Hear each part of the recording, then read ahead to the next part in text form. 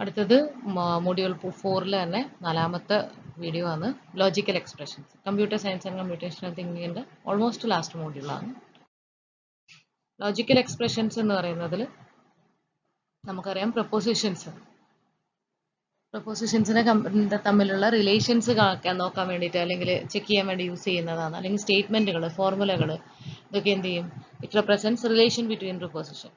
അപ്പോൾ അത് ആ റിലേഷൻ നോക്കുന്നത് എന്തിനെ ബേസ് ചെയ്തിട്ടാന്ന് വെച്ചാൽ ഈ ലോജിക്കൽ ഓപ്പറേറ്റേഴ്സിനെ വെച്ചിട്ടാണ്.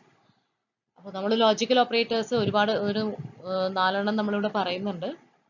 ഒന്നാമത്തേതാണ് കൺജങ്ഷൻ. കൺജങ്ഷനെ നമ്മൾ ആൻഡ് എന്ന് പറയും. അതുപോലെ നിങ്ങൾക്ക് അവിടെ കാണാം, സിമ്പിൾ ഇവിടെ കാണാം. നെക്സ്റ്റ് അതിനെ നമ്മൾ ലോജിക്കൽ ആൻഡ് ഓപ്പറേഷൻ എന്നാണ് പറയുന്നത്. അപ്പോൾ എ ആൻഡ് ബി എന്ന് എഴുതുകയാണെങ്കിൽ എയും ബിയും രണ്ട് പ്രൊപ്പോസിഷൻസും ട്രൂ ആണെങ്കിൽ മാത്രമേ ഇത് എന്ത് ചെയ്യൂ? ഈ കൺജങ്ഷൻ ഒരു ട്രൂ വാല്യൂ തരുന്നുള്ളൂ. രണ്ടാമത്തേത് ഡിസ്ജങ്ഷൻ അല്ലെങ്കിൽ ഓർ, അതിനെ റെപ്രസെന്റ് ചെയ്യുന്നതാണ് ഈ സിമ്പിൾ. ഇവിടെ ലോജിക്കൽ ഓർ ഓപ്പറേഷൻ എന്നാണ് ഇതിന് പറയുന്നത്. അപ്പോൾ ഈ കേസിൽ എ ഓർ ബി എന്ന് പറഞ്ഞാൽ ഒന്നുകിൽ എ അല്ലെങ്കിൽ ബി, ഏതെങ്കിലും ഒരെണ്ണം ട്രൂ ആയാൽ മതി. അടുത്തതാണ് നെഗേഷൻ അല്ലെങ്കിൽ നോട്ട്. നോട്ടിന്റെ സിമ്പിള്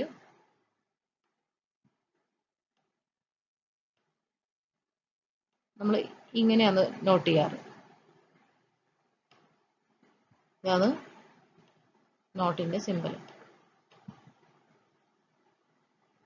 ചിലതിൽ ടിൽഡ് സൈനുകൾ യൂസ് ചെയ്യാറുണ്ട് നെഗേഷൻ കാണിക്കാൻ വേണ്ടി. അപ്പോൾ ഒരു ലോജിക്കൽ അല്ലെങ്കിൽ ഒരു ട്രൂത്ത് വാല്യൂവിന്റെ ട്രൂ ആണെങ്കിൽ അതിനെ നെഗേറ്റ് ചെയ്യാന്ന് പറഞ്ഞാൽ അത് ഫോൾസ് ആവും. ഒരു ട്രൂത്ത് വാല്യൂ ഫോൾസ് ആണെങ്കിൽ അതിന്റെ നെഗേഷൻ എന്ന് പറയുന്നത് ട്രൂ ആയിരിക്കും. അത്രേ ഉള്ളൂ. അടുത്തതാണ് ഇംപ്ലിക്കേഷൻ. ഇംപ്ലിക്കേഷന്റെ മീനിങ് ഇഫ് ദെൻ എന്നാണ്. If A is true then B എന്ന് പറയില്ലേ, അതിനെ റെപ്രസെന്റ് ചെയ്യുന്നത് ഡയറക്റ്റഡ് ആയിട്ടുള്ള ഈ ലൈൻ വെച്ചിട്ടാണ്. എ ഇംപ്ലൈസ് ബി എന്ന് പറയും. ഇനി biconditional, A biconditional B എന്ന് പറഞ്ഞാൽ A if and only if B. B true ആണെങ്കിൽ മാത്രം എ ട്രൂ ആവും. ഇഫ് അത് എന്ന് പറഞ്ഞാൽ രണ്ടിനും എന്ത് വേണം? അപ്പോൾ സെയിം വാല്യൂ വേണം.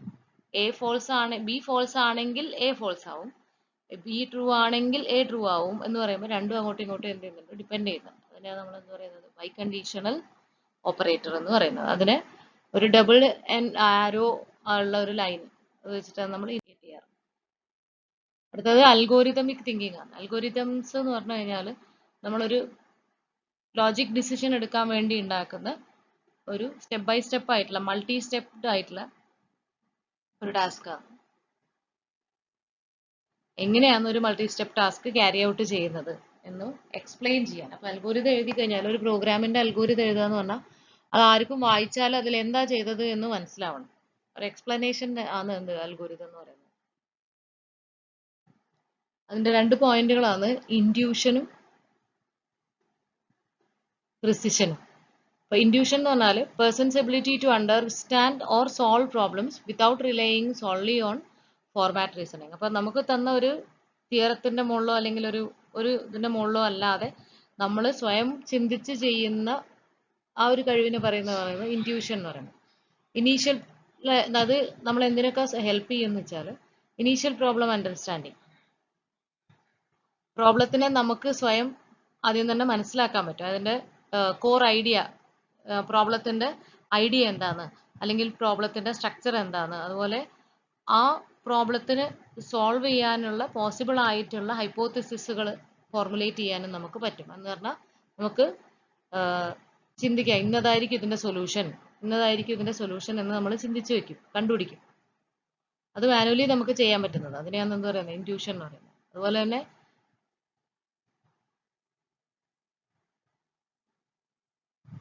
എക്സാക്റ്റ് ഒരു പ്രോബ്ലം സോൾവ് ചെയ്യാൻ എക്സാക്ട്ലി നോക്കാനുള്ള മെത്തേഡ് നോക്കുക, ശരിക്കുള്ള മെത്തേഡ് നോക്കുമ്പോൾ അത് ഭയങ്കര കോംപ്ലക്സ് ആയിരിക്കും. അപ്പൊ നമ്മൾ എന്ത് ചെയ്യുന്ന വെച്ചാൽ ചിലപ്പോൾ ചില കുറുക്കു വഴികളിലൂടെയൊക്കെ നമ്മൾ ആ പ്രോബ്ലത്തിനെ സോൾവ് ചെയ്യും. അപ്പൊ അങ്ങനെയുള്ള മെത്തേഡുകളെ പറയുന്നതാണ് ഹ്യൂറിസ്റ്റിക് മെത്തേഡ്സ്. അപ്പൊ ഇത് ചെയ്യാൻ അപ്ലൈയിങ് എക്സ്പീരിയൻസ് ബേസ്ഡ് ടെക്നിക്ക്, നമ്മളെ പ്രീവിയസ് എക്സ്പീരിയൻസ് വെച്ചിട്ട് നമ്മൾ ആ ടെക്നിക്കുകൾ പുതിയ പ്രോജക്റ്റിൽ അല്ലെങ്കിൽ പുതിയ പ്രോബ്ലത്തിൽ അപ്ലൈ ചെയ്യുന്നുണ്ടെങ്കിൽ അതിന് നമ്മൾ എന്ത് പറയുന്നതാണ്? Heuristic development. അതിന് എന്ത് വേണമെന്നാ പറയുന്നത്? ഇൻഡ്യൂഷൻ വേണം. പിന്നെ പറയുന്നതാണ് ക്രിയേറ്റീവ് പ്രോബ്ലം സോൾവിങ്. ഇന്നോവേറ്റീവ് ആയിട്ടുള്ള പുതിയ അപ്രോച്ചുകൾ നമ്മളായിട്ട് കണ്ടുപിടിക്കുക. ഓൾറെഡി നമ്മൾ ചെയ്തുകൊണ്ട് പോരുന്ന സിസ്റ്റം അല്ല ആ ഒരു ഇതല്ലാതെ പാത്തിലേക്ക് കൂടെ അല്ല മെത്തേഡ് കൂടെ അല്ലാതെ പുതിയതായിട്ടുള്ള അപ്രോച്ചസ് നമ്മൾ ചെയ്യാൻ പറ്റും. അതുപോലെ തന്നെ ഭയങ്കര ബുദ്ധിമുട്ടുള്ള പ്രോബ്ലംസിനെയൊക്കെ കോംപ്ലക്സ് ആയിട്ടുള്ള പ്രോബ്ലംസിനെയൊക്കെ ഉള്ള സൊല്യൂഷൻസ് നമ്മൾ വിഷ്വലൈസ് ചെയ്യുക അല്ലെങ്കിൽ കൺസെപ്ച്വലൈസ് ചെയ്യുക. ഇങ്ങനെ ആയിരിക്കും, ഇന്നത് സംഭവിച്ചാൽ ഇന്നത് ആയിരിക്കും അതിൻ്റെ ഇത് എന്ന് പറയുന്ന പോലെ അങ്ങനെ നമ്മൾ മാനുവലി നമുക്ക് ചെയ്യാൻ പറ്റുന്നത്. അതിനാണ് ഇൻഡ്യൂഷൻ എന്ന് പറയുന്നത്. അതുപോലെ പാറ്റേൺ റെക്കഗ്നിഷന് ഇത് ഹെൽപ്പ് ചെയ്യും. അപ്പോൾ നമ്മൾ ചെയ്ത പ്രീവിയസ് നമ്മൾ സോൾവ് ചെയ്ത പ്രോബ്ലംസിൻ്റെ അതിനകത്തുള്ള സൊല്യൂഷൻസുമായിട്ട് ഇതിന് എന്തെങ്കിലും റിലേഷൻ ഉണ്ടോ, അല്ലെങ്കിൽ അത് ചെയ്ത പോലെ ഇത് ചെയ്യാൻ പറ്റുമോ, അതും ഇതും തമ്മിലുള്ള റിലേഷൻ എന്താണ്, ഒരേപോലെയുള്ള പ്രോബ്ലംസിനെ നമുക്ക് ഐഡന്റിഫൈ ചെയ്യാനും അതിനകത്തുനിന്ന് ഒരേപോലെയുള്ള പാറ്റേൺസിനെ വേണമെങ്കിൽ ഇതിനകത്തേക്ക് പുതിയ പ്രോബ്ലത്തിലേക്ക് എടുക്കാനും ഒക്കെ പറ്റും. അതുപോലെ തന്നെ റെക്കഗ്നൈസ്ഡ് പാറ്റേണുകൾ ഉണ്ടെങ്കിൽ അതിന് ഉള്ള സൊല്യൂഷൻസ് നമുക്ക് തന്നെ മെന്റൽ ഷോർട്ട് കട്ടുകൾ വെച്ചിട്ട് നമ്മൾ മനസ്സിൽ തന്നെ കാൽക്കുലേറ്റ് ചെയ്യുക. അതിനെയാണ് പറയുന്നത് എന്ത് ഇൻറ്റ്യൂഷൻ, അത്ര തന്നെയുള്ളൂ. പിന്നെ പ്രിസിഷൻ എന്ന് പറയുന്നത് exactness, involves exactness and rigger in definition, development and implementation of algorithm. It is crucial in algorithm design. Algorithm design ചെയ്യുന്ന സമയത്ത് ഒരു പ്രോബ്ലം ആക്യുറേറ്റ് ആയിട്ട് സോൾവ് ചെയ്യണമെന്നുണ്ടെങ്കിൽ അതിന് പ്രിസൈസ് ആയിട്ടുള്ള അതിന് കൃത്യമായിട്ടുള്ള സ്റ്റെപ്പുകളും റൂളുകളും അത് ഫോളോ ചെയ്തിരിക്കണം. അപ്പൊ അങ്ങനെ ഉണ്ടാക്കുന്ന അൽഗോരിതങ്ങൾ എന്ന് പറയുന്നത് വെൽ ഡിഫൈൻഡ് ആയിരിക്കും, വിത്ത് clear input and clear output. എന്താണ് അതിന്റെ ഇൻപുട്ട്, എന്താണ് അതിന്റെ ഔട്ട്പുട്ട് എന്ന് കൃത്യമായിട്ട് സ്പെസിഫൈ ചെയ്തിട്ടുണ്ടാവും. അങ്ങനെയുള്ള അൽഗോരിതംസ് ആണ് അവിടെ പ്രിസിഷൻ വെച്ച് ചെയ്യുമ്പോൾ ഉണ്ടാവുന്ന അൽഗോരിതം. ഇനി പ്രിസിഷന്റെ വേറൊരു ഇതെന്ന് പറയുന്നത് it verify correctness and efficiency using mathematical പ്രൂഫുകൾ വെച്ചിട്ട് കറക്റ്റ് ആണോ എഫിഷ്യന്റ് ആണോ എന്നുള്ളത് കൃത്യമായിട്ട് ചെക്ക് ചെയ്യും. സ്ട്രിക്റ്റ് ആയിട്ട് വാല്യൂ ചെയ്യുന്നതാണ് ഇത് പ്രിസൈസ് എന്ന് പറയുന്നത്, പ്രിസിഷൻ എന്ന് പറയുന്നത്. അതുപോലെ employing precise calculation and logical reasoning to avoid, എററുകൾ ഇല്ലാതിരിക്കാൻ വേണ്ടി നമ്മൾ എന്ത് ചെയ്യും, കൃത്യമായിട്ടുള്ള കാൽക്കുലേഷൻസും ലോജിക്കൽ റീസണിങ്ങും ഒക്കെ എംപ്ലോയ് ചെയ്തിട്ട് എന്ത് ചെയ്യും, സോൾവ് ചെയ്യാൻ വേണ്ടി, പ്രോബ്ലം സോൾവ് ചെയ്യാൻ വേണ്ടി ശ്രമിക്കും. അതുപോലെ ഇംപ്ലിമെന്റേഷൻ എന്ന് പറയുമ്പോൾ പ്രിസൈസ് ആയിട്ടുള്ള കോഡ്, അൽഗോരിതത്തിന്റെ സ്റ്റെപ്പുകളെ കൃത്യമായിട്ട് ഫോളോ ചെയ്യുന്ന കോഡുകൾ ഉണ്ടാവും. അതുപോലെ handling edges cases and ensuring that the algorithm works under all specified condition. എല്ലാ കണ്ടീഷനിലും ഏത് കണ്ടീഷൻ കൊടുത്താലും കൃത്യമായിട്ട് അൽഗോരിതം വർക്ക് ചെയ്യുന്നു എന്ന് ഉറപ്പുവരുത്തുക. അതാണ് പ്രിസിഷന്റെ വേറൊരു. അതുപോലെ performance, analysing the time and space complexity of algorithm. അൽഗോരിതത്തിന്റെ ടൈം ആൻഡ് സ്പേസ് കോംപ്ലക്സിറ്റി കൃത്യമായിട്ട് അനലൈസ് ചെയ്യും. കൃത്യമായിട്ട് നമ്മളെ മറ്റേതുപോലെ ഹൈപ്പോത്തിസിസോ അസംഷൻസോ ഒന്നും അല്ല. Using exact measurements and benchmarks to compare different algorithm. പല അൽഗോരിതങ്ങളും ഉണ്ടാവും, ഒരേ പ്രോബ്ലത്തിന് തന്നെ പല അൽഗോരിതംസ് ഉണ്ടാവും. അതിനെ കൃത്യമായിട്ട് ചെക്ക് ചെയ്തിട്ടാണ് എന്ത് ചെയ്യുന്നത്, കമ്പയർ ചെയ്തിട്ടാണ് ഏതാണ് ഏറ്റവും എക്സാക്ട് ആയിട്ട് പറ്റുന്നത്, ഏറ്റവും നല്ലത് ഏതാണെന്ന് വെച്ചാൽ അതെടുക്കും. ഇനി എന്താണ് അൽഗോരിതത്തിന്റെ ഉപയോഗം എന്നാണ്.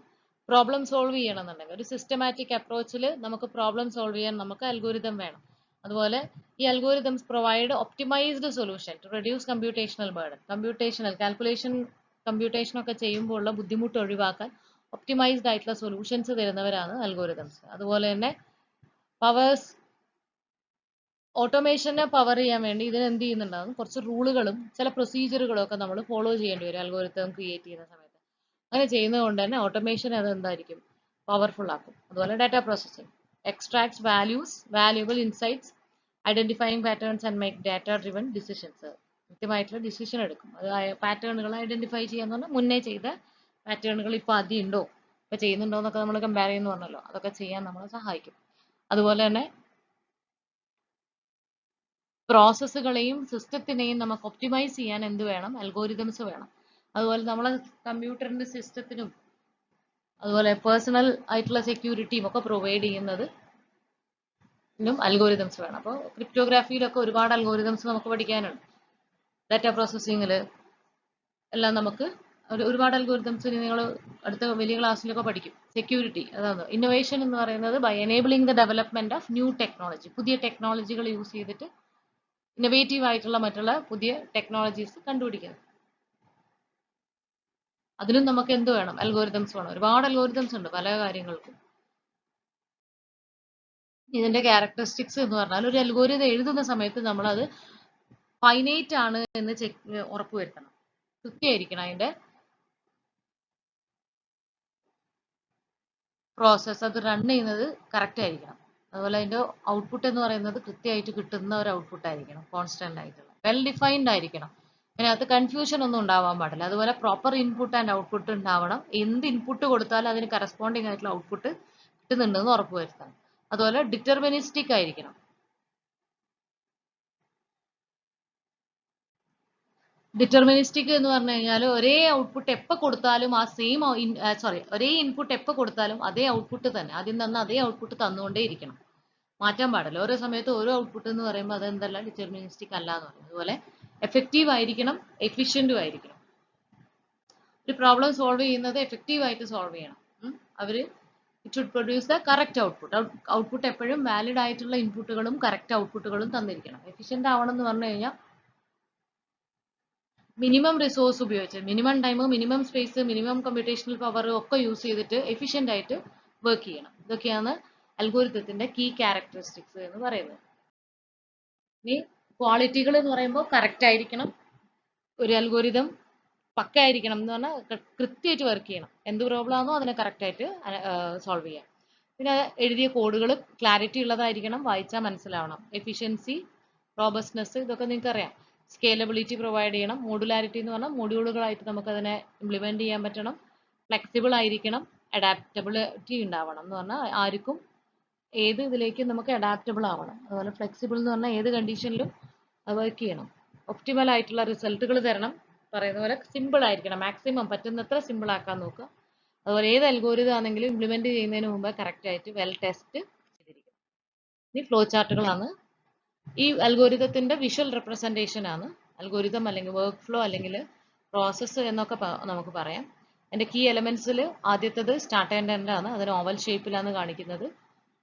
പ്രോസസ്സുകൾ അല്ലെങ്കിൽ കാൽക്കുലേഷൻസ് ഒക്കെ ചെയ്യുന്നുണ്ടെങ്കിൽ നമ്മൾ ഈ ഇതിനകത്താണ് ചെയ്യുക, റെക്ടാങ്കിളുകൾക്കകത്ത്. ഇനി ഡിസിഷൻസ്, ഇഫ് തന്നെ ഒക്കെ പറയുന്നത്, അങ്ങനെയുള്ള ഡിസിഷൻ എടുക്കാനുള്ള ഡിസിഷന്റെ ബോക്സ് ആണ് ഈ ഡയമണ്ട്. ഇൻപുട്ട് ഔട്ട്പുട്ടിനാണ് പാരലലോഗ്രാം യൂസ് ചെയ്യുന്നത്. കണക്ടേഴ്സ് 4 കണക്ടേഴ്സ് ഉണ്ട്, അപ്പ് ഡൗൺ ലെഫ്റ്റ് റൈറ്റ്. ഇത്രയാണ് ഫ്ലോ ചാർട്ട്സിനെ പറ്റി പറയാനുള്ളത്.